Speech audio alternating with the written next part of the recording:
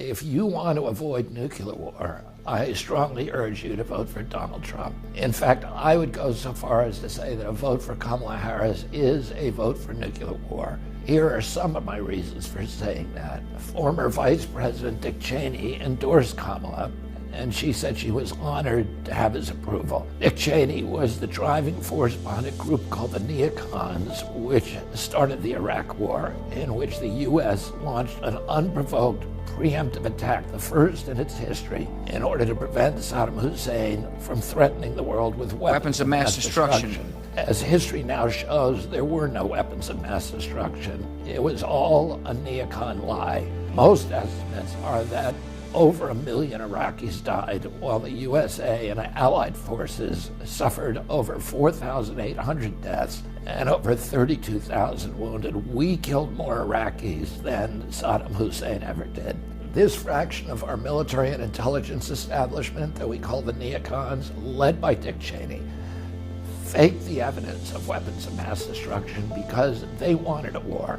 In 1961, President Eisenhower warned the American people of the dangers of the emerging military-industrial complex that would try to embroil us in a nuclear war with Russia. He pointed out that these warmongering elements in the Pentagon and intelligence apparatus relished war and reveled in it, including nuclear war. My uncle, President John F. Kennedy, confronted his own Joint Chiefs of Staff and his intelligence officials who proposed to fake the shooting down of an American civilian airliner and blame it on Cuba in order to justify a nuclear war with Russia. John Kennedy stood up to them and refused to go along. President Kennedy was shocked by another military proposal to launch a surprise nuclear attack on the Soviet Union. The uniform meant that the USA would win because the Soviets would suffer over 130 million deaths, while in America, only 30 million would die. After John Kennedy's assassination, the Gulf of Tonkin incident was used to justify war on Vietnam. It wasn't until almost 40 years later that it was shown conclusively to be untrue. The North Vietnamese did not attack our warships on August 4th, 1964. Intelligence about the Gulf of Tonkin incident was faked because a fraction of our military-industrial establishment wanted that war. I'm concerned that today, not only do we have a faction of our military and intelligence establishments that desire war, they want a war right now with Russia over Ukraine.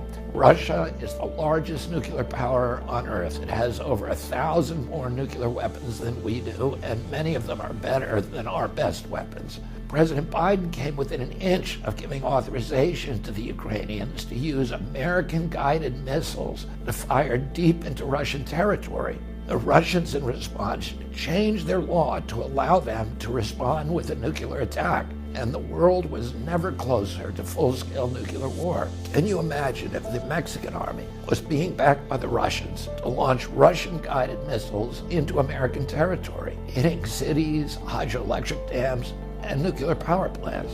Would the USA attack Russia in retaliation? It would be a miracle if we didn't. Kamala Harris is inexperienced in foreign policy, and her belligerent and hostile remarks about Russia during her acceptance speech at the Democratic Convention were extremely alarming. Those words demonstrated that she would be a perfect pushover, a puppet for the military intelligence faction that wants this war. We don't need a president who is so weak that she needs to prove her strength to the American people by sacrificing the life of American military personnel in foreign engagements abroad.